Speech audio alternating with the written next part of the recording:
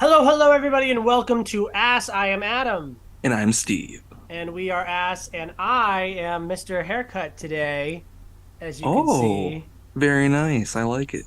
Yeah, now all my hats look like the Bijan Robinson or Brian Robinson hat, where it's like way too big. You know what I'm talking Yeah. about? You're like a little kid, kind of. Yeah, Wearing your dad's hat. yeah, I thought it would be funny just because the gray goes with the gray, but I was like, oh, I'll make a bit about my hair, but it's just way too hot here. It's like 90 degrees in Florida. Oh, yeah, that's pretty nice. It got a little bit warmer here finally. Yeah, I'm not happy about it, but now I am with the hair off my head and with big movies coming out. There's a couple of children's movies we want to touch on before we get into our three big movies of the day. First of all, the live action Aristocats movie is coming out. But I think it's being made by Questlove. Do you have any opinions on that? Um, Not too much. I mean, I watched the cartoon all the time as a kid, so the news is kind of interesting, I guess. A hmm live action Cats movie. If they do like the weird animation of like real cats with like moving their mouths and stuff. I don't really like that as much, but if they hmm go about it as good way, I think it could be fun because that movie is pretty fun. Yeah, I actually recently saw it because every year I go to Fort Wilderness between Christmas and New Year's, and they play campfire movies, like they project them on the screen, and we enjoy, the throwbacks. Because how often do you watch Cinderella? You know what I mean? Yeah, not very often, yeah. But Aristocats, I think the shining part about that movie to me is the music, the musical element, specifically the "Everybody Wants to Be a Cat."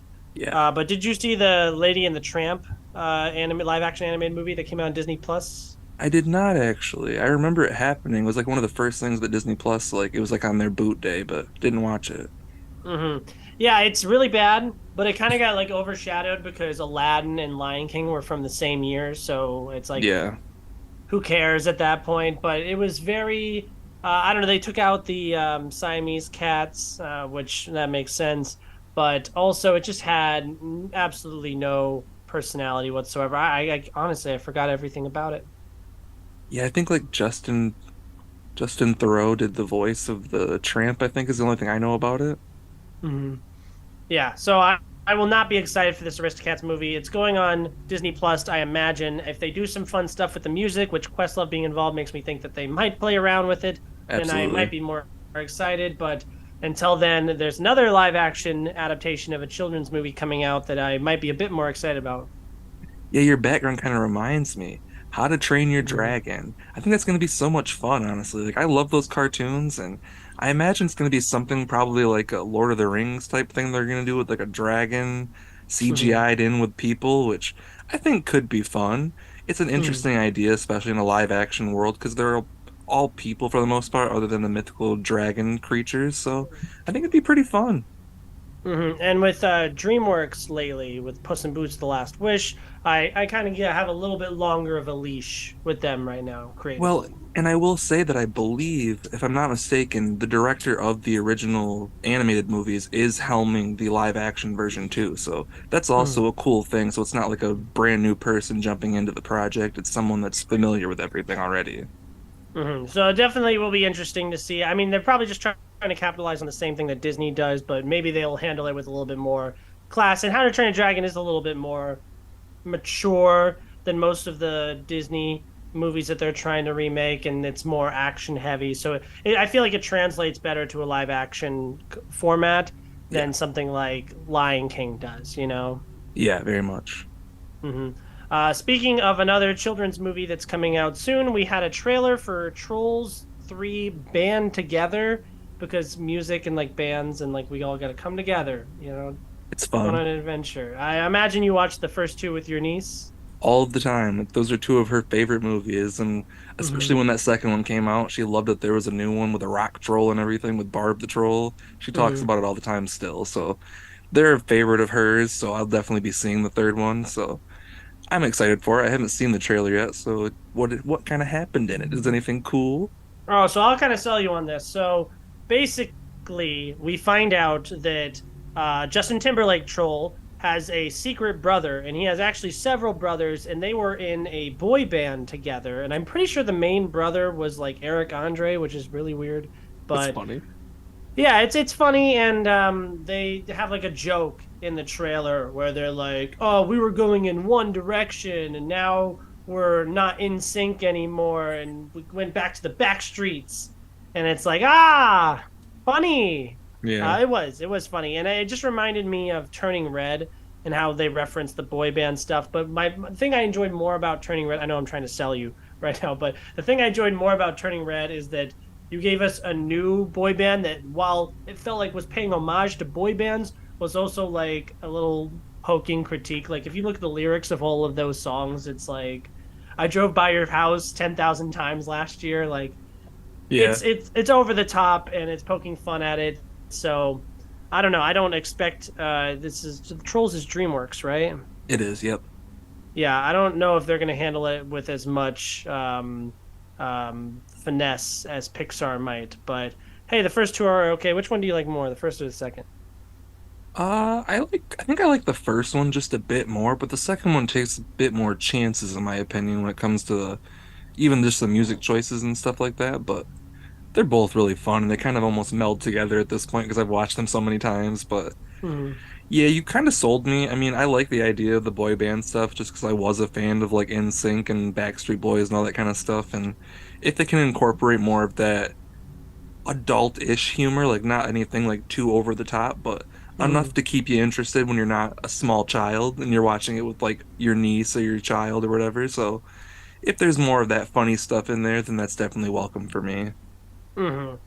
Yeah, it looks fun. They're talking about getting married, Justin Timberlake and Anna Kendrick, and I think they're going to a wedding. Like there's a bachelor party of sorts, but it looked fun. And there's like a drug type sequence that the trailer ends with. You know, he's like looking at his hand, like, ooh. Like Dora, that one scene. Oh my gosh, that was such a crazy movie. I really had a great time with Dora, but I'm sure that this Trolls movie will come out. I think it's sometime later at the end of this year, like November or December. That's But interesting, I'm sure it'll do well. But that's coming out.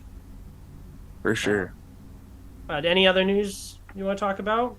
Not that. Oh, yeah, we can talk about the crazy stuff in our DC Mm. universe right now with our. Yes, Mm. exactly. Our man Dwayne "The Rock" Johnson versus our Shazam boy Zachary Levi. Who's gonna Mm. come out on top? Kind of nobody. Honestly, none of us, the audience isn't coming out on top. DC is really Mm. not coming out on top right now. James Gunn unfortunately walked into a shit show, so Mm. unfortunately, let's talk about this. Hmm. So, first thing I'll say is that I'm not the biggest fan of Zachary Levi. I think he's a little bit of a tool, but that video of him like crying on Instagram Live, because there was one a few months ago where he was like, "Guys, I don't know, and I'm not in control of anything, and all I know is that if you go see the movie, then it might be okay." And then it comes out, no one sees it. Total bomb at the box office. They threw it in the smallest theater in our theater. Like theater 13 is like, oh, you're on your way out. Like that's death row. And it's crazy that it's already there because like nobody has seen this, you know? Yeah, I mean, unfortunately, I enjoyed it for the most part. I know a lot of people are kind of lower on it, but I thought it was a fun movie. I Mm, rated it 4, but I probably would rate it lower now if I watched it again. But I don't think it's as bad as some people say it is, but it's definitely a mm, very generic superhero movie that we've seen a bunch of times that if you like the characters and you like the little bit of family aspects in there, mm. then awesome. But other than that, there's not a whole lot there for you. I think my take before I delve into my thoughts on the movie itself is that the biggest loser here is Zachary Levi because he looks like a crazy person who needs help. And honestly, The Rock, because he's at the Oscars being like, "Hey, what can I say? We had a great audience score, but it wasn't critics' bag, so I'm moving on." And then David F. Sandberg goes to Twitter and he's like, "Hey, we had a good audience score, but I guess critics didn't like it, but it's fun. And I'm gonna go make a little horror movie now, so we like him." And then Zachary Levi, I don't know. I tell you, I wouldn't want to hire him. You know, after seeing him do a video like that and trash, you know, talking, spilling all my tea out on the table. Yeah, his little video, especially when it's like, yeah, you can go see John Wick. John Wick's awesome, but if you want to see a family movie, then go see Shazam. I was like, chill out, Mm, dude. The battle is far gone. You have lost this battle. But the thing I will say about The Rock, too, at the same time, like, I'm a big fan of The Rock, and I like Zachary Levi for the most part. I think he's funny and stuff, but Mhm. I do think that The Rock was handling the whole Shazam thing a bit like an asshole, if I'm being honest. Yeah. Shazam is not, or Black Adam is not a hero that he kind of, it definitely felt like he wanted Shazam to be something it wasn't, especially after watching that movie. Shazam is a villain to Black Adam is a villain to Shazam, and I don't think that The Rock didn't want that really to happen, it felt like in a way. So I Hmm. get that Zachary Levi was pissed off in that sense, and I understand that frustration, but the box office stuff and trying to say that like him not being in the post-credit scene in Black Adam is what caused the problem and stuff like that, like trying to blame everything but the movie just not being a big, huge movie and a big, huge movie that everyone wanted to run out and see. It's kind of just a low-level, fun comedy family movie. That's kind of the really the big reason. You can't really blame another movie and another person for this kind of bad performance. Yeah, because I saw Grace Randolph talk about it, and she was like, "Oh, anyone who's blaming The Rock for Shazam: Fury of the Gods not succeeding at the box office is an idiot because it has nothing to do with it." Well, people are excited about The Flash. People are excited about Aquaman 2, but I'll tell you what, people leading up to Shazam 2 were a little weary about it, and it wasn't because of the DC changing the guard, because we're still excited for Flash, we're still excited for Aquaman. So I will blame The Rock and all of that drama because if they would have just played nice and build something together instead of taking already B C-list heroes or comic book characters and separating them, if you would have just brought them together, because that's what we want to see. We don't want to see Superman fight Black Adam. We want to see Shazam fight Black Adam, and I think it was just a huge missed opportunity. And I really blame the Rock more so because I'm sure, obviously, that Zachary Levi and David F. Sandberg really wanted to collaborate, but I just think that this was a movie that didn't really warrant a sequel. Yeah, I can agree with that to certain points. I like all the characters and I think it was fun, but Mm, they also like the first movie in Shazam felt more important and it had like actual story elements to it, not only just Shazam but Billy Batson. You barely mm, see Billy Batson in Shazam Fury of the Gods. It's mm, almost all Shazam. It's almost all adult Billy and it's just Zachary Levi show in a way, so it kind of takes away from that whole thing of being so heartfelt and being about the orphan kid in the first movie.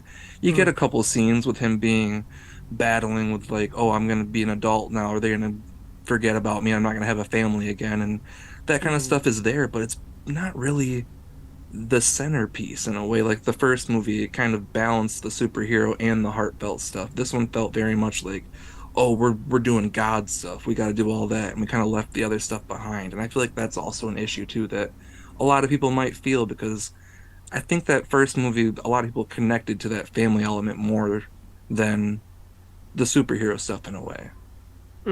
Yeah, they literally spell it out for you. They spoon feed you his internal conflict in that first scene when he's at the pediatrician's, which, by the way, I just want to get this out of the way with the pediatricians. I understand we point over to the corner to show, hey, I'm a pediatrician. Look at all these kid toys. And did you see the Annabelle doll there? Because David F. Sandberg directed an Annabelle movie. Did you know that? Like, I like I that. just think it's way too cute and referencey to yourself. And like, Annabelle creation was fine. It wasn't even that great. I liked Like, it. I know it's good. It's a good movie, but like to constantly be like, yeah, remember that Annabelle sequel? Yeah, there was several Annabelle sequels. I did one of them, and it was actually Yeah, pretty I mean, good. a lot of directors do that though. Like Wes Craven pops Mm-hmm. his posters in the background of Scream movies and stuff, and Mm-hmm. it's fun to do that kind of stuff, but I do get that it can be a little bit self-indulgent in some points. Well, I just don't think he has the clout to deserve that kind of treatment yet.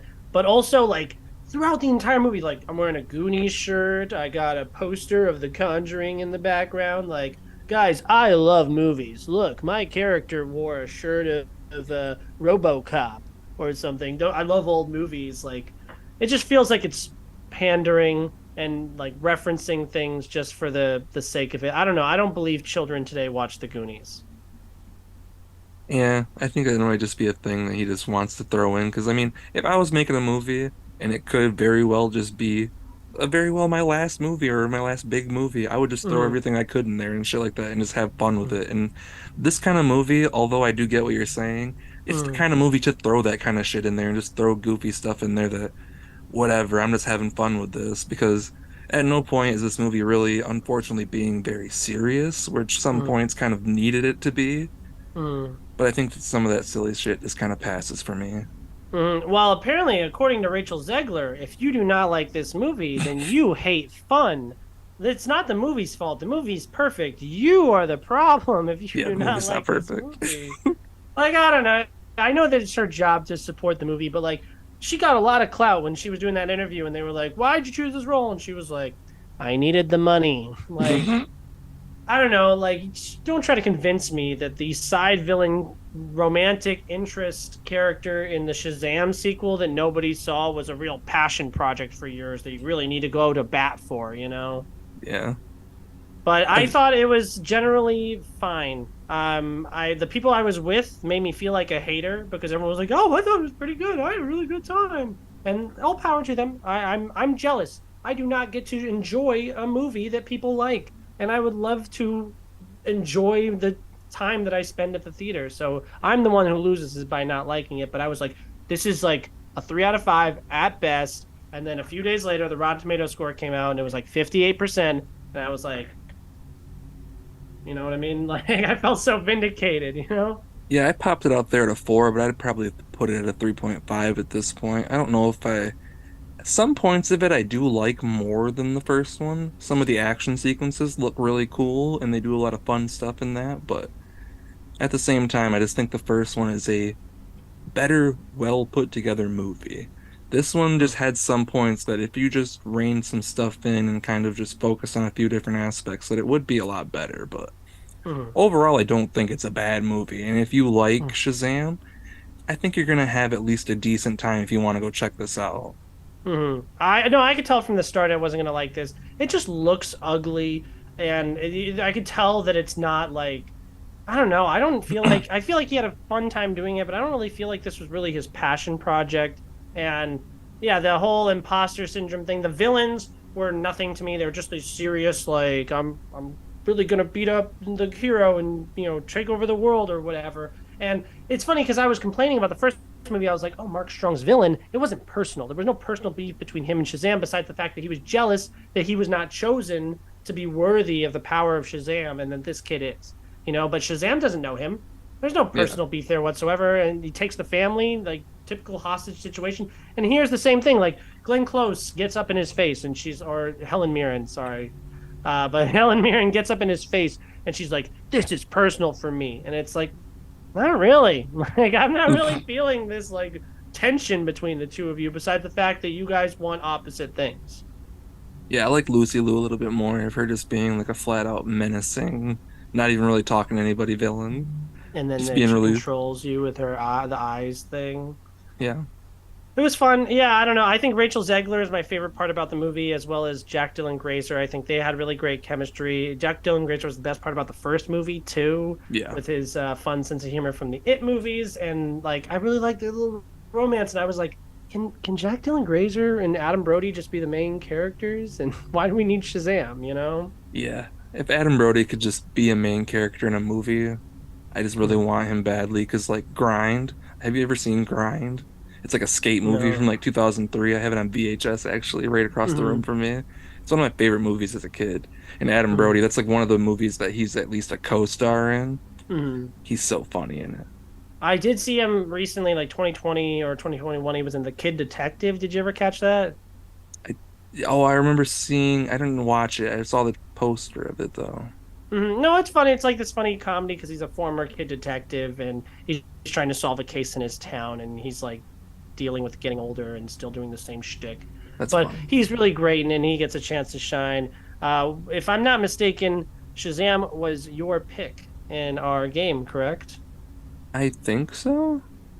I'm like 90% sure. I'm gonna double Yeah. check it now, but this is we're kind of even because Shazam is just like Ant-Man and the Wasp: Quantumania. Actually, I think Shazam is a little bit higher because you're sitting at 51% on Rotten Tomatoes from critics and an 87 from audiences. So audiences did enjoy this, and I do think casual audience will enjoy this. Hmm. But for the critics, it's hard for me to see like oh, we really stepped it up to the next level. There's a dragon, you know. I thought the effects were good, honestly. I thought he did some really cool stuff practically and digitally. I just Mm-hmm. like his monster effects especially. I like how it kind of looks a little bit horror-ish because he's in the world of horror. So Mm-hmm. that kind of stuff I really enjoyed more than anything in the movie. The monsters were cool. I did enjoy the bit that they were in. The Skittles commercial in the middle was a little bit weird.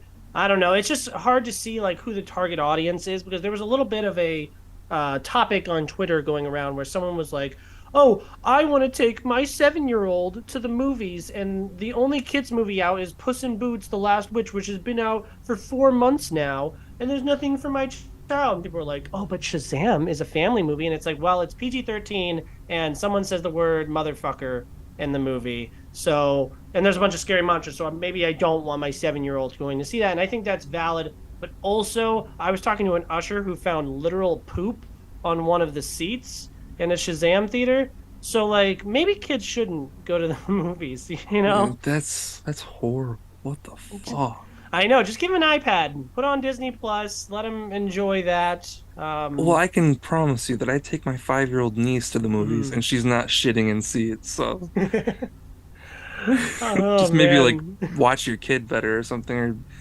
if it's like a diaper situation, that's just the worst. Yeah, but regardless, I don't know. I just came out of Shazam 2 feeling like, oh, maybe we shouldn't have done a sequel to the first one. Maybe we didn't need this, and maybe it's for the best that it's over and done. Do you like this more, Ant-Man and the Wasp: Quantumania? I could see myself watching this before I'd watch Ant-Man and the Quantumania again. Because the more I think about Ant-Man and Quantumania, the more I dislike it, visually Hmm. and story-wise.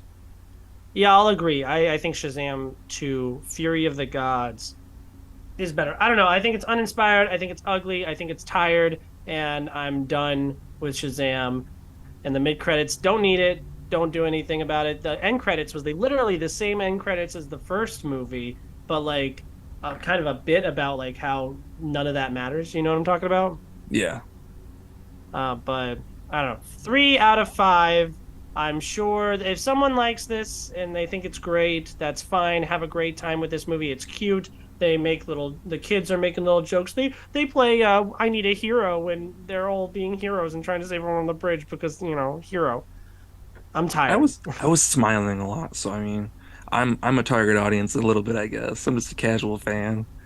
I don't know, even looking back at the DCEU, Shazam's one of my least favorite of those movies because I think I have it rated higher than the first Aquaman, but after rewatching Aquaman, which I have it like a 3 out of 5, I like that first Aquaman movie more than this. I need to rewatch Aquaman. It's been years, but I love James Wan's filmmaking, so I'm probably gonna love that one a little bit more. So yeah, I would probably in the DCEU. It's definitely not as bad as fucking Batman v Superman or anything like that, but or Mhm. Justice League the a regular cut, the Whedon cut, but I mean, don't get me wrong. I think that this is a better movie than both of those, but I would rather watch both of those because over this I because would those are not. so much more interesting, and at least I can enjoy it in like a so bad that it's good. Like when he puts the Jolly Rancher in his mouth, like that's hilarious. But this movie is trying to be funny, so when you fail at trying to be funny, it's cringe. But when BVS fails at trying to be serious, it's funny. You see what I'm saying?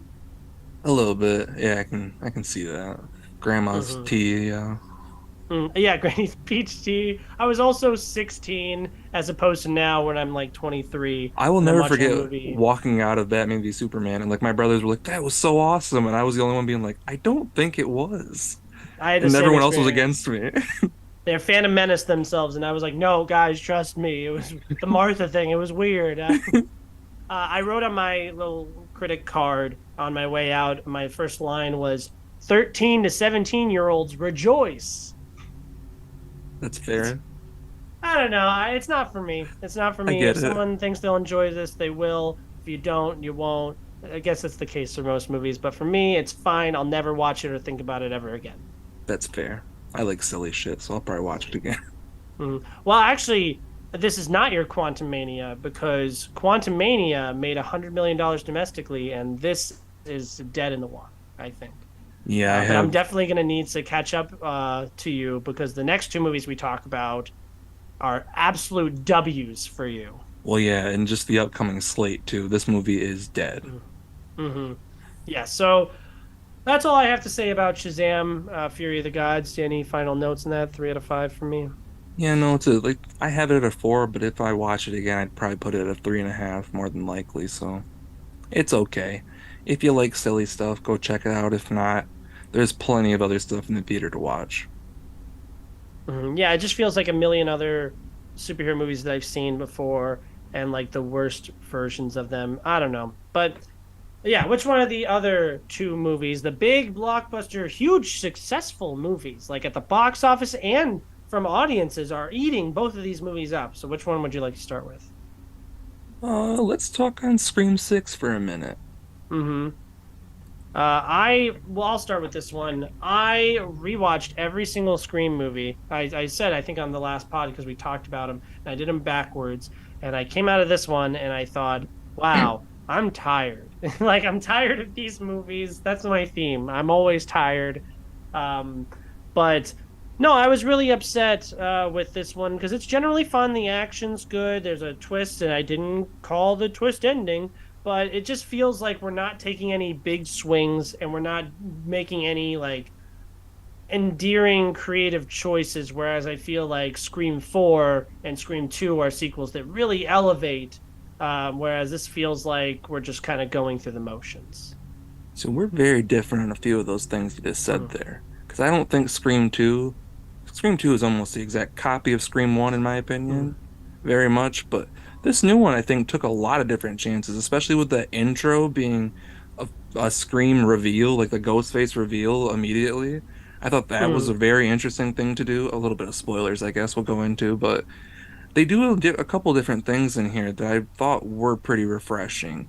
And I mm, liked the new setting, like I put this New York background on because I liked that they did the New York thing and they used a bodega and the subway system. I thought they did a lot of different things rather than just staying in Woodsboro, which I mean mm, in the couple different sequels they go to Hollywood in 3 and stuff like that and college in 2, but I thought this one they used the settings to their advantage a lot and I thought it felt pretty big scale in a lot of different parts too. So I mean, in my opinion, I get where you're coming from, but I thought this one was really cool, and I think it's right up there toward the top, and I almost like it. I really loved 5, but I think this one might even be better than 5 in my opinion. well, to touch on the setting first, because that's the big new bit of this movie, right? So I'm a New York guy, obviously. Let's go Mets, and I love the character that New York City is. You know, it has so much personality. Like, so I was really excited for that aspect. This movie is shot in Canada, and the only scene that really feels like New York is the subway scene, and everything else just feels like it could be any random city. But the subway scene was cool. I'll give him that. I've But never seen a bodega like that anywhere else. I'm just gonna say well, that.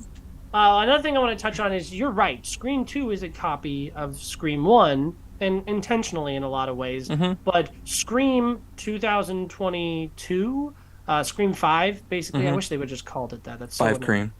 Yeah, 5 Cream is a remake of Scream the first one, and then Scream 6 is a remake of Scream 2, which is a remake of Scream 1. So it's just like they're so recycling this But it's on concept over and purpose. over That's again. the point of it.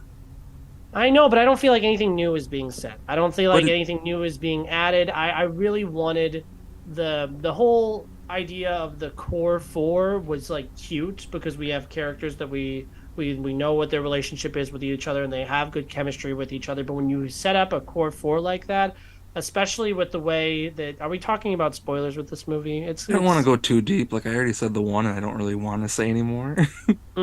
Well, I'll put it like this: there are deaths in the movie where someone will get stabbed. And it's every Scream movie and every horror movie, just in general. But like, there's several moments where people are killed and they're supposed to be dead, and no, they're not. They bring them back from the dead. It's But like a yeah, regular MCU movie, that's and now I that's a don't Scream care. thing. I mean, Dewey died in literally every movie, but he didn't. He literally Mm, was dead, and like he was actually dead in Scream 1, but Wes Craven decided to shoot a scene where he put his thumb up in the fucking ambulance, and they're like, "Oh, we like this, so we're just gonna go with that ending instead." But yeah, well, originally Dewey was dead, but then they killed him again in the second movie. It looked like, but he lived again, and it's just a fun thing to do in these movies, and it's kind of paying homage to what Wes Craven was doing originally. Like it's all satire more than it is trying to be a new innovative horror movie, but I think they're still doing that in ways too, while still commenting on the different things in the horror genre that people keep trying today with their new elevated horror and shit like that.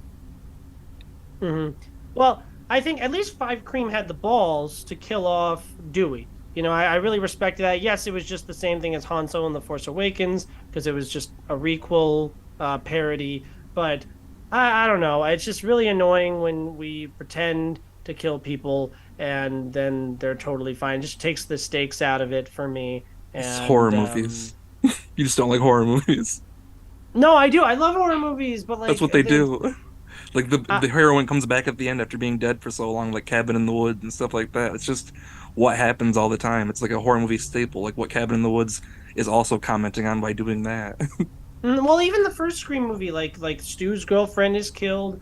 In the second Scream movie, the movie guy, the one that's the uncle of our two of our members of the core four, like he dies. Like usually, at least someone important dies, and no one important. As that spoiler say, no one important dies. But I don't know. I just didn't feel like there was enough there for me to be like excited about the future Scream because it did so well and it's made so much money and everyone really loves it. They're going to make another one, and If I I think they're out of ideas. No, I really like what they've been doing, especially with the building of the Sam character, with being Billy's daughter and everything, and her inner demons and stuff like that of fighting against her ultra violent actions and stuff like that, especially when she's defending herself in ways. And I think they're Mm-hmm. building to something really cool there. And if the Radio Silence guys do continue their story, I Mm-hmm. think it could be something really cool with those characters, especially with Tara and Jenna, all of her success right now. I think they could really build up to something really cool there. I think that everything with I forgot their name, Monica Barrera, Melissa Barrera from Melissa In the Barrera. Heights. I think the whole thing with her seeing Billy Loomis and whatnot, and her it's her destiny to be a killer just like him. I think that's really compelling, and I would love for the twist to in a future movie to be that it's her or Jenna Ortega. I thought it was going to be Jenna Ortega in this. I thought it was going to be a brilliant idea to have her be the villain, and you don't kill her because that's the thing. In every single Scream movie, we kill off the villain, and we don't have a No, yeah. continuing villain throughout the story. So Jenna Ortega's the it girl right now. She's in Wednesday, she's in X, and everyone loves her. So if you have her be the villain in some kind of way and where she carries over into a third one, I would have been so excited for that. But what's the cliffhanger here? What am I supposed to be excited in the story about going forward? Like someone's I going to just just do said the it. same thing again? Melissa Barrera and her character. That's what they're gonna do. That's the whole point of it. You She's think she's doing going to at be the this Ghostface the next one?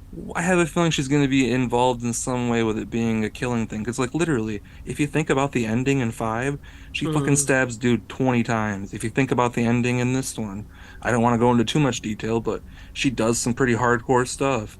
So they're building up that ultra violence in her for a reason.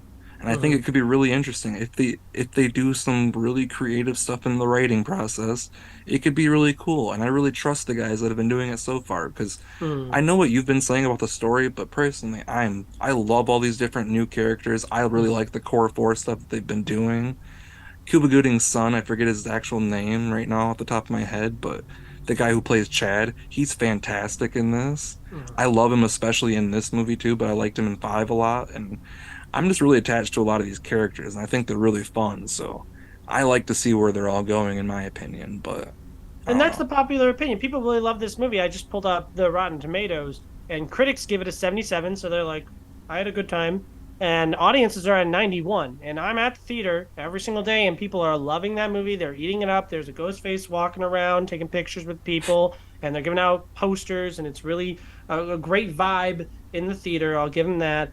But I just don't feel like any big swings are being taken to make me excited going forward. But this was another one that was on your list. Yes.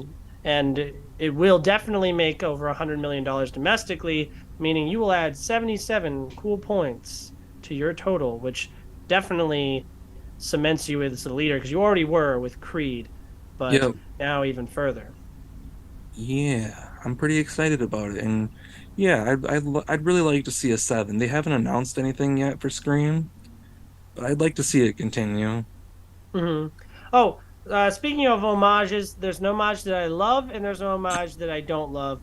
First of all, I'll go with the love. As I said, I love New York. The fact that this is a homage to Jason Takes Manhattan is really cute. They play the theme in it, and it's the same. It's the sixth movie in the franchise. Same thing with Friday the 13th. That's adorable, right? But having like the man or the theater with all of the stuff. Oh, that's the TV that killed Stu. I heard he wasn't dead. Like, I remember Scream. I remember all these movies. I remember the better movies in the franchise. Stop reminding me about them and just focus on your own during movie. I liked But it. I thought it was I really know cool. I'm in the minority, but I I'm know, I just thought it was a tired really of people interesting reminding me idea. of movies. It was an interesting idea to show how crazy and obsessed the characters were too, though, because it showed like Richie was Mm-hmm. hardcore obsessed with everything, not just in the movies, but of the real life Ghostface stuff by wanting to Mm-hmm. collect all this stuff, and the dad literally using his power as a cop to be able to get all the crime scene stuff. I thought Mm-hmm. that was really interesting and just shows how the corruption, like they're talking about corrupt cops at the same time as talking about just obsessed movie fans and shit like that too. Like, I thought Mm-hmm. they were talking about a lot of different stuff there that I found interesting. Yeah, it's fine. I think it's all right movie. I don't think it's bad in any way. I had a good time watching it. Good scares, some good laughs. I really want that girl who said The Last Jedi sucks to die, and they so close, but it doesn't happen. Like I'm literally sitting there like freaking out every time a knife gets close to her. But alas, and because she's the good movie opinion person, and she has her little scene with Kirby, which thanks for reminding me about a better Scream scene. I love Scream 4, Me and too. she's great in Scream 4. And but they're sitting there like, oh, what's the better this movie? Both, and they're like, oh, respect. You have great film opinions. But we do that kind of shit too. I know, but I don't want to watch a movie about me. I want to watch a movie about other people. You know what I mean? Yeah. I guess I'm just spoiled because The Last Jedi, Ryan Johnson like challenges what my definition of a Star Wars movie could possibly be and really goes above and beyond. And this I don't really feel like does that. But not trying to be a hater. It's a very good movie. People are really enjoying it, and I'm really happy people are enjoying it. I'm giving it a 3 out of 5. I don't think I think it's my least favorite Scream movie. Right there with Scream 5 and Scream 3, where I'm like, I'm tired. Yeah, there's not a bad Scream movie in my opinion. I love them all. It's a 5 out of 5 for me still, but Mm. it's not my absolute favorite. Like my ranking kind of goes one and then Same. probably I think any list that doesn't have the first one at the top is like trying too hard to be like, I have a different opinion. I would probably go five, then four, and then this one in my opinion at this point.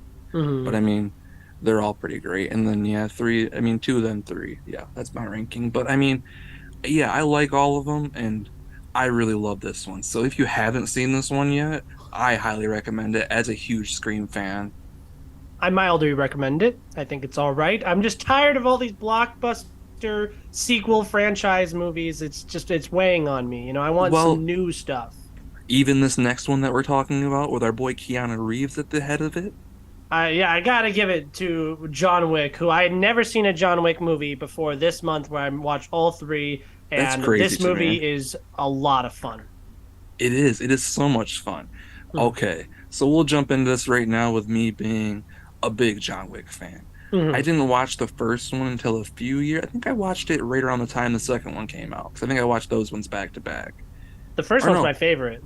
no, I watched them right before the third one actually. Because I watched the third one in theaters when I lived in Florida, and I got to Mm-hmm. see it in Dolby, and that was one of my favorite theater experiences almost ever. Just because the way that movie does some of the craziest shit in it and the way it's edited together in that Dolby theater with that sound design, it is so amazing and it just gets you into it that much more. But this John Wick series seems like almost every time the movies get better.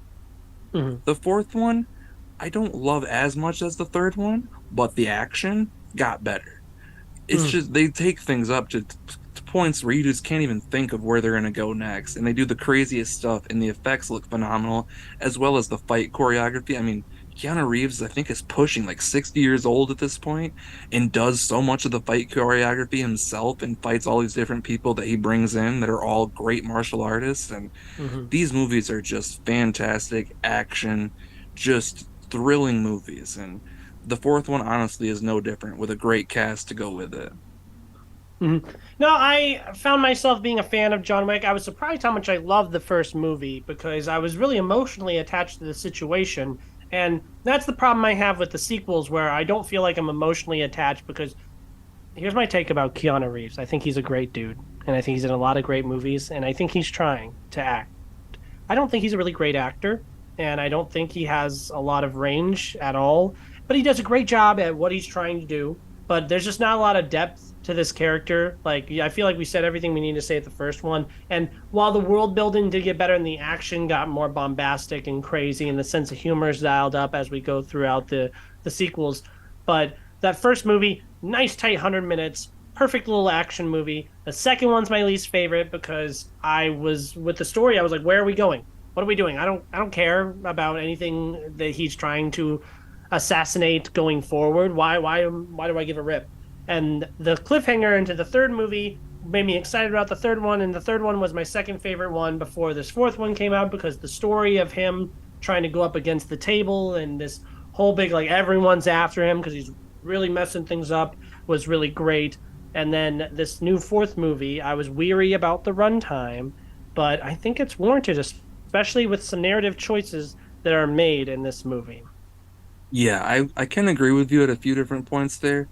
He's not the greatest dramatic actor, but I don't think this series really needs that, in my opinion, when Mm, it comes to him being just this assassin type boogeyman type guy. Like in the first movie with all of the heart stuff and all of his wife passing and everything of him breaking to that point, I think mm, he did well for that. But yeah, he's not like a dramatic superstar guy. I think he's actually pretty good in comedies, like in that mm, whatever that one was on Netflix. I thought he was really funny in that. And Toy Story 4 is funny.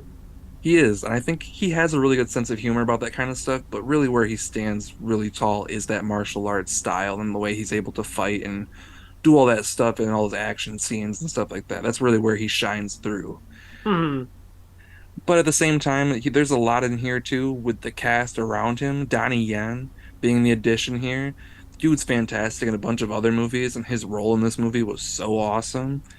And I mm, think that really what elevated this one for me, especially with his addition, as well as all the different casts that they brought in to do the different fight choreography, as well as Bill Skarsgård being one of the head table guys. I thought that was really mm. interesting, and he kind of brought that almost Pennywise menacing thing to that role. And we had Mr. Krabs in there too. I don't know if you knew that. Clancy Yep. Brown.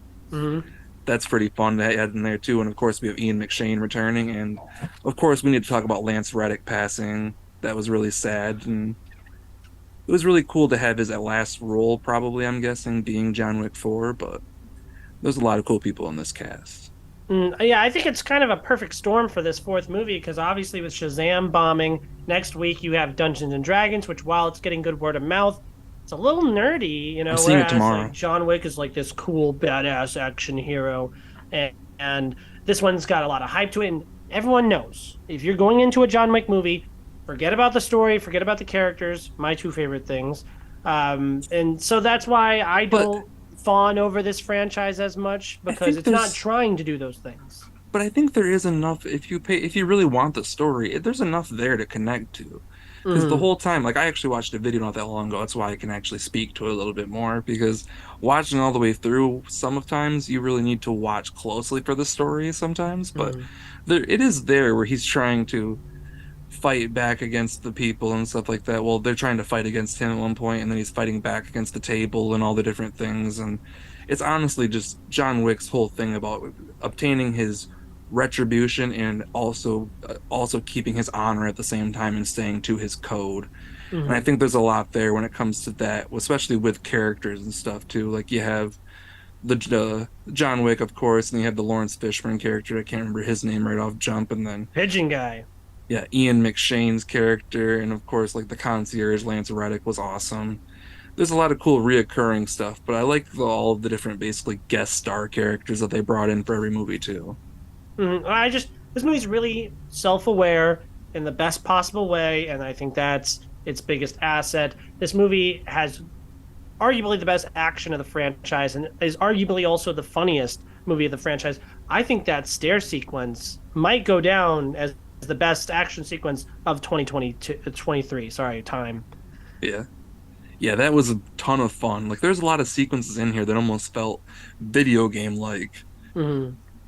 Him fighting up the tower and stuff like that. And then we get the one fight scene where the camera literally goes like above the set and he's like That was fighting awesome. through. It looked like a little like tabletop, almost video game type thing. And there's a bunch of different creative things in there that they did that just elevated it to that big high point that yeah, if you're wanting to go out and check out a big movie right now and you're thinking like, oh, Shazam or John Wick, go see John Wick. Because the stuff they do, especially for the big screen, you need to Mm-hmm. see it on the biggest screen possible.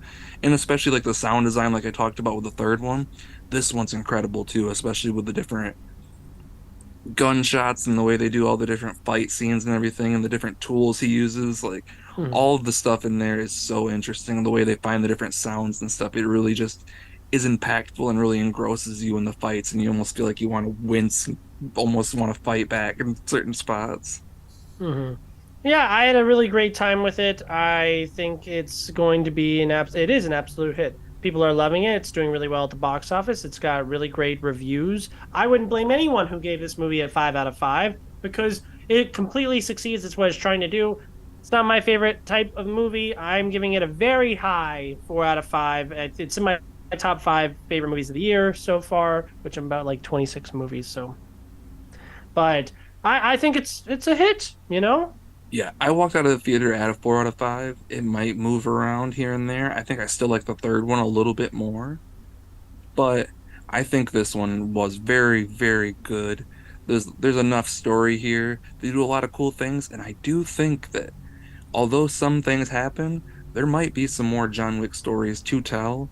I know they're doing like the different prequel The show that's coming ballerina. out. Well, that and they're doing a prequel show about like the Ian McShane character, like before all the John Wick stuff back in the 70s. That's going to be on like Mm-hmm. Paramount Plus or something.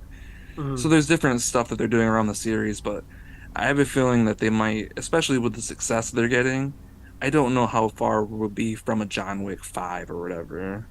Yeah, I know. I like I said, without spoiling anything, the narrative choices that are made, the self-awareness of the franchise is its biggest ally. And I gotta hand it to you here because really the biggest abject win of the box office game we've been playing so far is clearly John Wick. I think it made 115 million domestically opening weekend, Something like that, yeah. and it's sitting at a perfect, not perfect, but like 94 from critics and 94 from audiences. This movie is an absolute hit. What a W for 2023 and a W for you, my good friend. Yes, thank you, thank you. I had no idea it was still that high in Rotten Tomatoes. Well, critics know what this is trying to be, and it's got a lot of clout and it's got a lot of goodwill, and I wouldn't be surprised if this is the year we finally get the best stunt performed, like best stunt cast in the Oscars, because I this is really great. That is something that I've been wishing for so many years, and it truly just needs to happen. There's no Mhm. reason for it not to be in existence, especially with so many different people, even across the world, not just in the United States, just doing amazing stuff like Jackie Chan for so many years. I know he got his honorary Oscar or whatever, but Mhm. that dude should have won tons and tons of Oscars for the different stunts that he's done for the last 50 years. Mhm. Yeah, I think this is a really, really, really, really good movie. I would put it ahead of the third one, but behind the first one still, because you could watch the first one twice and still not be finished with this one. I'm exaggerating, but I just feel like the first one is where I'm really emotionally invested, and this is really the epic conclusion of this storyline. Absolutely. Hmm. But yeah, 4 out of 5. That's really all I got on this. There's not much to really analyze here, you No, know. yeah, if you're a big fan of action and you love martial arts stuff and you just love to see some crazy, crazy, but also really fun and honestly some pretty humorous moments too. And Oh, some it's really pretty funny. pretty violent stuff at a few points too. So if you're into all that stuff, definitely go check it out. It's especially in the theater. I cannot warrant that or say that enough. Check it out in Mhm. the theater. It'll be cool at home, but if you really want to experience it the way you want to experience it, see it on the big screen because the action in it alone warrants it. And with a crowd, this is a movie I feel like the reactions, especially people who are really into it, Yeah, it's a lot of fun. I saw it in a packed IMAX theater, and me too. everyone had a great time. It was Yeah, awesome. very much the same experience for me too. So I was at a four. Or you said you were at a five, I imagine. I was at a no, I was at a four just because it's still lower than three for me, but on a rewatch, it could very well turn into a five because I was a bit tired, so I kind of missed some story parts that I wanted to see again. So I Hmm couldn't, I didn't want to really give it a 5 out of 5 right away, but it could very well turn into one just because it's John Wick movies are just awesome for me. I'm a big fan of action stuff, and these are hmm kind of the pinnacle when it comes to action, especially in the last 10 years. Oh yeah, I completely agree. We were talking about the Mount Rushmore of action movies in the 2010s, and I was like, besides Mad Max, Mission Impossible Fallout, and John Wick, like what else? Fast Five? You want to throw that on there? The Raid. I know is one Yeah, that's a big. The Raid 2 especially is like incredible. hmm But I think it's really a fantastic movie. I really you like this more than Scream, or do you like Scream more than this? I do like Scream a bit more than this just because Scream is just my thing. It's been my hmm thing since Sure, childhood, but sure. but at the same time, like I would literally like I watched all three John Wick movies on the same day before John Wick 4. And hmm honestly, this fourth one, I could watch all that too. I would just marathon the hell out of these and just have a blast on a Saturday. hmm No, I agree. I agree. This one's an abject W, and but that's really all I have to say about John Wick. Do you have any other thoughts? Nah, go see it. hmm So I know I sound like quite the Debbie Downer about all these big franchise movies, and I'm so tired of seeing the same movie over and over again. It's so nice and refreshing just in the middle of March, this big blockbuster franchise month, to get a nice little original movie called 65. This movie has been panned by critics and audiences alike, even though it has been somewhat of a success at the box office. Now, I have a couple good questions for you because you have not seen 65, am I correct? I have not. Nope. Do you like Adam Driver? Love the man. Do you like dinosaurs? I love some dinosaurs.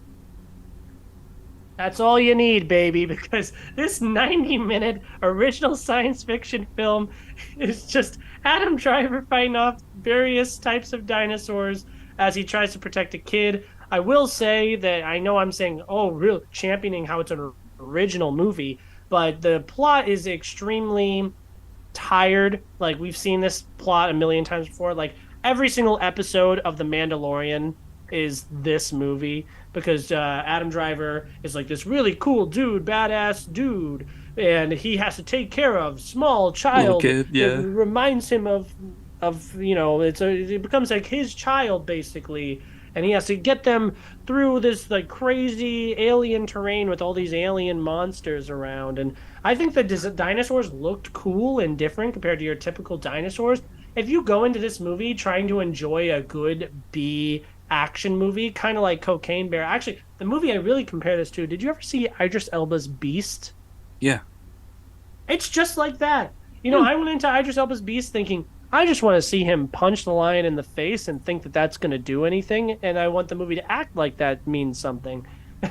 But I had I fun with remember, that movie, so I think I'm already sold on 65 at this point. yeah, I remember I watched Beast in a theater and it was like opening weekend. It was late at night. Everyone's in there. And I'm the only person that's like hooting and hollering and having a great time and taking the movie as silly as it is, Yep. because it is a silly movie. It's Adam Driver dinosaurs, and so if you go into it with that attitude, just trying to have a good time. I've heard people say the special effects are bad. They're fine. And like, really, you want to sit there and watch like Ant-Man Quantumania and then be like, well, 65 actually was the ugliest movie to me. And I don't know, you're in, you're out. There's some laughs. I'm emotionally attached to this character. I want him to succeed. I want him to like save this little girl and for them to reach their goal, which is more than I could say. Because while I think John Wick is a much better technically made movie, I personally enjoyed 65 more because in half as much time I feel like it accomplished more because I don't care about John Wick as a character. I know he's going to be a superhero and nothing's going to hurt him whatsoever, and he's going to, like as if he's Mario with the star on him, gonna, run his You got way to you got the the end of the bulletproof map. vest on, Oh yeah, oh my God, he reminded me of Batman every time he was bulletproof like, coat. Yeah.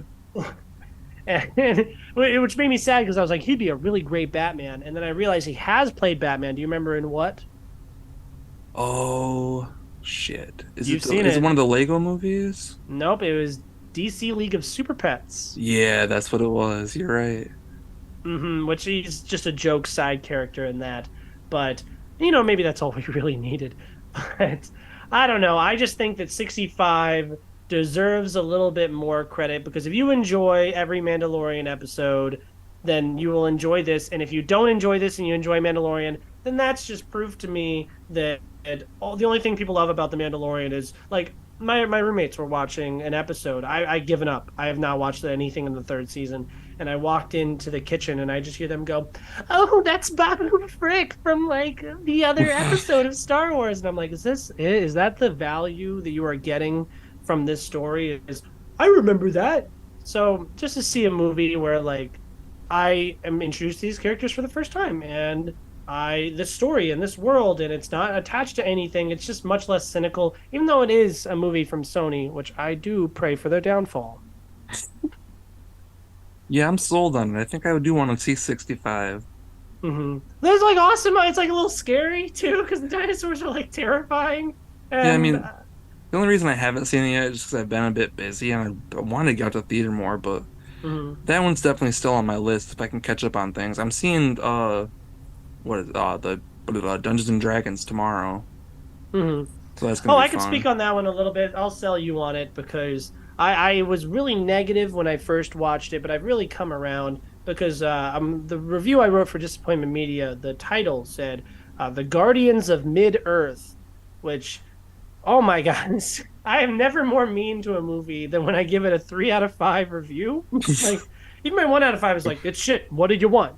But like if you're a 3-star movie, and especially if you're like a superhero movie and you're a 3-star movie, that means like I'm mad at you. Right? But Dungeons and Dragons, the tired concept. It's just Guardians of the Galaxy, a bunch of anti-heroes coming together to try to save their world, and they're all funny, and they all kind of butt heads with each other, but they come together to do the right thing. And we're obviously in this fantasy setting, so it's very reminiscent of like Lord of the Rings, but it's the directors from Game Night, and there's a really good sense of humor in this movie. And the one thing I would love to champion to you is the practical effects in this movie. Yeah, There are I'm several characters that are entire like at least as far as I can tell are entirely practical, and that does so much for me because I'm like I feel like I can touch that person. I see that they have a texture on them, and it really fleshes out the world building because I'm like, oh, these type of creatures live here, and this is how they work. And he's wearing a collared shirt and glasses, and it's it goes a long way. Is all I'll say. And like I said, the characters are very. You've seen this movie before. You've seen all these arcs before, but if you dig the personality and there's a few action sequences, while the movie does look disgusting and gross from a cinematography perspective, there are a couple action sequences that are like, you really put effort into that, didn't you? You know? nice. I'm pretty excited about that. You sold me on the practical effects, especially. I'm very excited to see those because I'm a big champion of practical effects. Like, Mm, especially what you were saying when it comes to all the different lived in feeling like you actually can touch it and feel it, and it makes you almost makes you feel more engrossed in the story in a way. mm, But at the same time, they age so much better too. Like the digital stuff and the way digital effects can just advance so quickly that even stuff like in Jurassic Park with a lot of practical effects they used back then, those mm, still look incredible, especially when they update and upres the film. mm. Way better than stuff even in like something that came out in like 2015 with some of those Avengers movies. Jurassic So World. yeah, Jurassic World being one of the worst of it, but stuff like that, like all of those, I'm just so much more excited that people are trying to lean into the practical stuff a bit more. Like I think Guillermo del Toro is one of the guys that really champions the practical effects and really shows how Mm. amazing they are. So I'm happy people like that are leaning into it. And you say that the people from Game Night are the writers, like I think John Daly is one of the writers or something like John that. Francis Daly and Jonathan Goldstein. Yeah, they're hilarious, so that just makes me more excited. Some of the trailers kind of looked a bit cheesy to me, and I wasn't as excited, but word of mouth has really been selling me on this one especially. So I'm excited to go into it tomorrow, but I can definitely tell that it might be one of those Guardians kind of team up funny, silly movies, but the cast is pretty fun in there too, I think. I mean, I haven't seen it yet, but like Michelle Rodriguez, I like her in a lot of different She's stuff. abnormally funny in it. That's awesome. And like I forget the couple, like Chris Pine's in it too, right? That bit in the trailer when Michelle Rodriguez beating everyone up, and he's like got the Yeah. rope on his hands, and he's like, "Oh, we got him now!" Yeah. Like that really works. Really, he's doing his regular James T. Kirk bit. Yeah, and I miss that character so much. Really wish they could have like ended Star Trek movies better, and I hope hmm they still do eventually, but so I'm kind of happy he gets to be that character a little bit again, but I'm pretty excited about it. hmm No, definitely, and stay for the mid credits. There's some really great bits in this movie. While I think it's people were championing it, so maybe I went in with too high expectations. But ever since I've seen it, the more I think about it, the less I'm thinking about the things that I thought were lame in it, and the more I'm thinking about, oh, that was a really great joke, and oh, that action sequence was really cool, and oh, this and that, and the practical effects and everything. And I think people will enjoy this. And there's been several fan screenings, real early, and like if a movie doesn't do a press screening until like the day before it comes out, or if they don't do a press screening at all, it's usually bad, right? Black Yeah. Adam was like that. Well, But that's like the if screening I'm going to tomorrow is like an advanced Wednesday fan screening too, because I was gonna look for ones on Thursday, and then I just happened to look and saw that there was one on Wednesday. So that just shows that yeah, they're definitely excited to get people looking at their movie for sure. and that's great, and I hope the word of mouth works well. It's just really hard to see this movie succeeding in any way at the box office because it's in the wake of John Wick, and not to mention that very similar movie with a big dragon family action fantasy flick Shazam failed at the box office, and that's got more brand name recognition. And then movies like Scream 6, Creed 3 are still kicking at the box office, so it's hard to see. Oh, and then especially because the week after Dungeons and Dragons, forget about Air, Super Mario Brothers is going to clean up. Yeah, that's gonna be a thing because yeah, I was kind of thinking about it for a second. I was like, maybe word of mouth, maybe opening weekend might not do well for Dungeons and Dragons. Maybe it could climb, but yeah, I forgot. Super Mario is just gonna fucking clobber everybody in front of it probably because even people that are gonna go hate watch it, the movie's gonna make a lot of fucking money. Oh, and I've turned around on it. Like I've decided that. Well, I always thought it was going to be a huge success. I think it'll make $200 million opening weekend domestically. I think it'll make $1 billion worldwide, and I think the Rotten Tomato score you can call it right now is going to be between 80% and 89%. I think it's going to be really well reviewed. People are going to like it, and I think it's clear from the trailer that Illumination is putting more effort into the filmmaking of this movie than they do something like A Secret Life of Pets. Have you seen that commercial where the Secret Life of Pets and Despicable Me characters are going to the movies to see Super Mario Brothers? Mm. It's the death of culture. It's over. We lost, but hey, it's gonna do well, and it's all Nah. about the money. Yeah, I'm definitely not in that group of people that really want this movie to fail. hmm I'm loving everything they put out, honestly. I love the cast of it. And I think all hmm the trailers, for the most part, like, yeah, I don't love Chris's voice that much. He's definitely trying to do a little Mario Italian type voice in the trailer, hmm but it's whatever. I like everybody else a lot more. The animation, I think, looks incredible.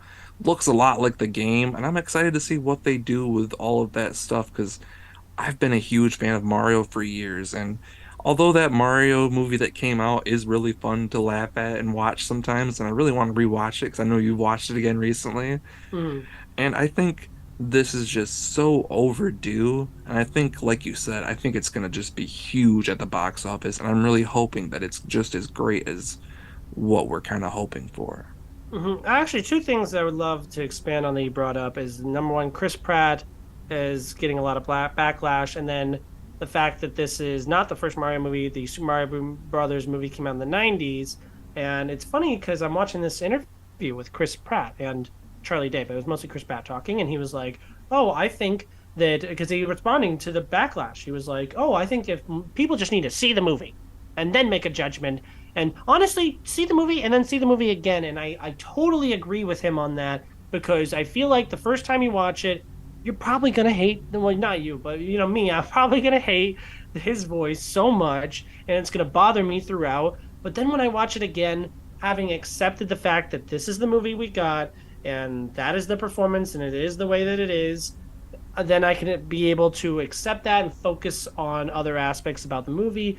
And I was rewatching Super Mario Brothers from the 90s, and I was watching it thinking like, "Oh, you know what? This ain't that bad. Bob Hoskins and John Leguizamo are great. There's some really cool creative choices that are being made here, and it's really awesome. This like big, huge swing that they took. I know it's bad. I know it's a disaster, but it's really interesting movie to watch because Lauren had never even heard of this movie. So I'm like, you don't even have an image of what this is in your head. You're picturing the movie we're talking about, right?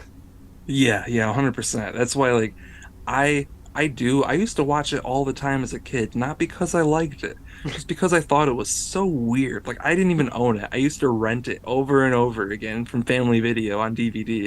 And I was like, I just need to watch Super Mario again because I need to just experience the weirdness that this is. Because yeah, it's not a good movie, but it's like a weird piece of art that you like to look at and just be like, how did this happen? What were they thinking? What kind of drugs made this happen? Because it's just so Mhm. strange. It doesn't make any sense. Like they have the character names, but none of the characters really make sense. Well, Peach is not in the movie, but Yeah, Daisy is. yeah, and she's born out of an egg, but she's a Mhm. human. Like it's all just Yeah, it's that very that movie bizarre. is crazy, but I still think, like I said, Bob Hoskins really good in that role, much There, better than Chris Pratt. John Leguizamo and Bob Hoskins apparently both became, or I don't know if they were drinking heavily beforehand, but because it was such a horrendous set that they were literally getting drunk and then going on set and acting. So, I mean, Mhm. that might speak to the over the top and fun performances. So, I think it's a Batman and Robin situation because I grew up knowing that Batman and Robin was like the worst superhero movie ever. I watch it, I'm like, oh, that was campy and fun, and I enjoyed laughing at it a bit. And these new movies come out, and I'm much more critical of them. Whereas, the Super Mario Brothers movie, I knew it as like the worst movie ever. Oh my gosh, it's terrible. And I watch it younger, and then I watched a few more times, and it's kind of nostalgic for me. And then this new one comes out, and I'm an adult, and I'm like, nah, I don't like that they did this. Like, it's a family movie made for predominantly for kids. I know that adults will enjoy it too, yeah. but I see why I'm acting the way that I am, and that's why I was like, I give up. I'm sure it's gonna be fine, and if it's not, it's okay. It doesn't have to be my favorite movie of the year. Yeah, I'm excited for it, but I'm definitely kind of just holding my reservations just a tad bit, just because I've been burned by Super Mario before. Hmm. Not even just the Yeah. movies, but like some of the games are kind of shitty lately too, just in sometimes. Yeah, I had to play a game today because I was like, oh, I'm in a Mario mood. So I wanted to engross myself in Mario's world. It was a 3D Mario game, I think. But yeah, any other movies you want to bring up before we check out here today? Nah, I don't I'll think have an so. official title score for how we're doing in the box office game next week. I know that you have Super Mario Brothers as well, so I will have that updated as well. Obviously, you have a commanding lead. But yeah, any other movies you want to touch on? No, I watched Aeon Flux or whatever. I don't know if you've ever seen this movie on HBO Mhm. Max. It had like I think it was Charlize Theron. Not a very Mhm. good movie. I rated it like 1.5 stars. Don't watch it. The action was like there was a couple cool things in there. I think it was like based off like an anime TV show or something like that. And Mhm. there's definitely aspects of it, like the sets look really cool, Mhm. but it's definitely not a good movie. Mhm. But I Um, watched that a, recently. a science fiction movie I recently watched that I had a ball with, which I think you've seen. Have you seen Alita Battle Angel? I saw it in theaters in 3D.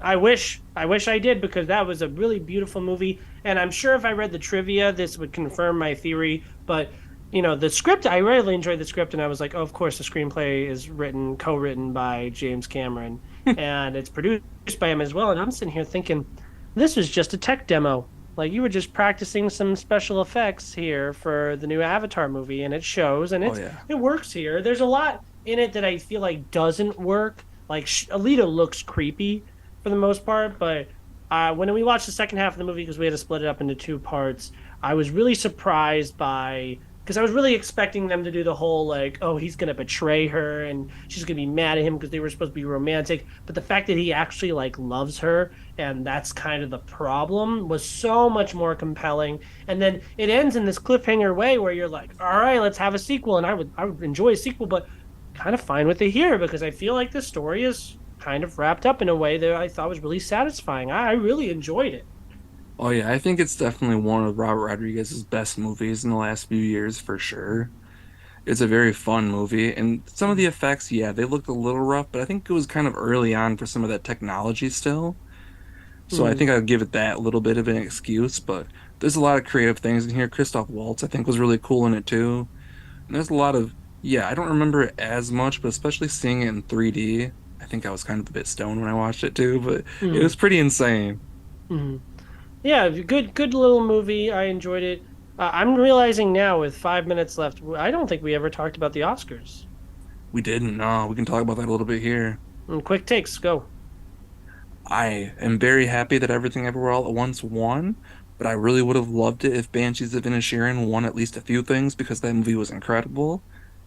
But yeah, I was really happy. Like Brendan Fraser, although a lot of people have a lot of problems with that movie, I really Boo. loved that he won.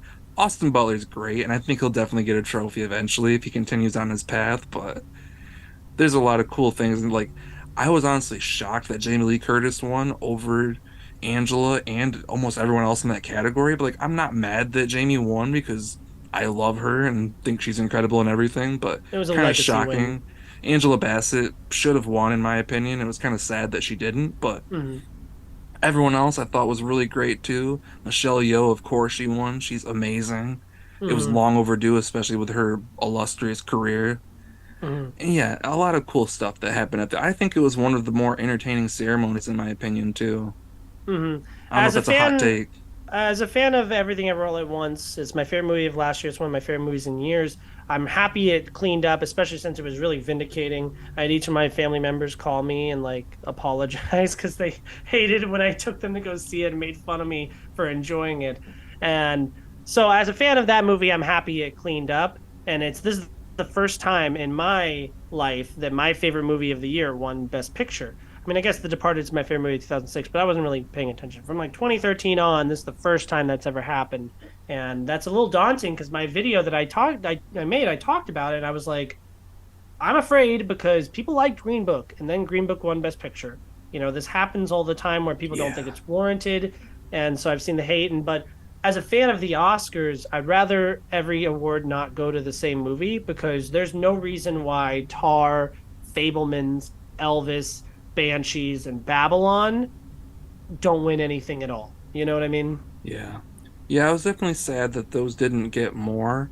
Like even the Daniels even said that they really didn't want that to happen beforehand. Like they were really Mm, hoping that it would be spread apart a bit more. But I do think a lot of it was really warranted toward them. But yeah, there's definitely a lot of people like especially like Steven Spielberg. I really thought that he would have got the director one, especially being such a me too. Hollywood movie. I really thought that was a lock, but the Daniels definitely deserved it. There's nothing, I'm not saying that they don't, but yeah, and the editing, I thought I didn't think they were gonna get it as much as I really wanted the Everything Everywhere All at Once to get it, especially with the guy that edited it. I had no idea it was only his second feature ever, which is insane to me.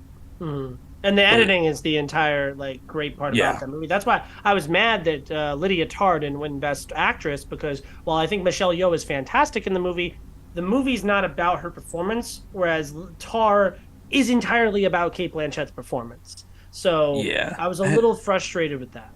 I have a feeling critics might have been turned off by Tar, but what it was kind of saying. I feel like that Mhm. might have been a thing that might have been against Tar a bit, and I feel like that's probably why it got Mhm. locked out of a certain things in the Oscars. They're soft. It's funny Yeah. because I was obviously the my depression started when Top Gun won an Oscar for Best Sound, and then it carried over to when Austin Butler lost for Best Actor, and then Kate Blanchett lost, and I felt this like sense of like, oh, they just got it wrong. They just got the best actor categories wrong, and that's okay. Because even Carrie Condon, I think, should have won supporting actress. And Ke Kwan, great. I'm so happy he won supporting actor.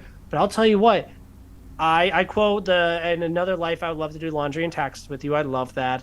But I also quote, well, there goes that dream from Yeah, Barry Cogan so Barry many Cogan's times. so good in that movie. Hmm. I just don't think like I think just Key's impact and everything ever all at once is just a little bit more than Barry's. It's literally the only Yeah. thing that really sets them apart for me.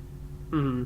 If you want to hear more of my thoughts on the Oscars, I did an entire Oscar rant video. Please go check that out. Two of the movies we talked about today, Scream 6 and John Wick Chapter 4, are two of my highest viewed reviews in the past 7 months. So I'm very, very happy about that. Steve, do you have anything out that you want to plug? Well, I just wanted to say that I think I'm catching up to you in subscribers too. Oh, So that's yeah. pretty cool. I'm getting I up think you there, beat me but on views per movie, though. yeah, my views have been getting up there a little bit here and there, and I'm planning on doing a Dungeons and Dragons one very soon. I got a little skit planned for tomorrow too, so Mhm. keep an eye out for that kind of stuff. And yeah, I got Scream and all that kind of stuff reviews up there. I think what was my last video? It was, what did I last see? What was the last movie that came out last Friday or Thursday? It was John Wick last week, and the John week Wick. before that was John Wick Shazam. and Shazam. Those are my last videos. Yeah. Check those out. They're good videos. John Wick's better. Mhm. Well, thank you so much for talking to me today. Thank you guys so much for listening to us today. What are you seeing right now? What are some movies you're watching? What are we wrong about? What are we right about? And thank you guys very much for experiencing A.S.S with us today. Yes, write all that stuff in the comments, and we will see you next time. Go watch all those movies.